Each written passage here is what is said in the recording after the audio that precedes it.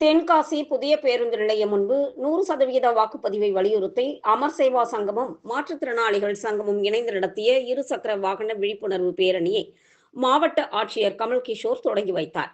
தமிழகத்தில் வருகிற ஏப்ரல் 23ஆம் தேதி சட்டமன்ற பொதுத் தேர்தல் நடைபெற இருப்பதை முன்னிட்டு தேர்தல் ஆணையத்தின் மூலம் தேர்தல் பணிகள் விறுவிறுப்பாக நடைபெற்று வருகிறது.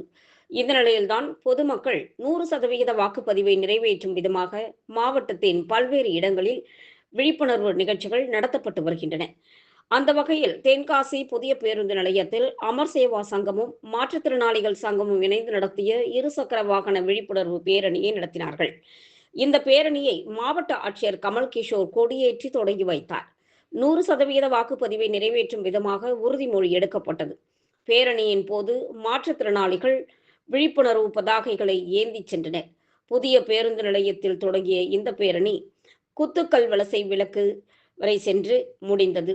இந்த பேரணியில் 100க்கும் மேற்பட்ட மாற்றுத்திறனாளிகள் கலந்து கொண்டு பொதுமக்களிடம் விழிப்புணர்வு ஏற்படுத்தினர்.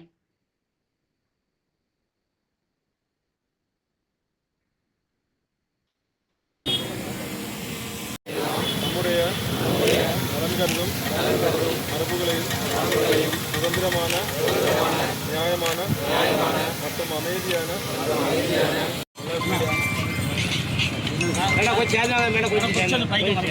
பைக்கு தெரியும்.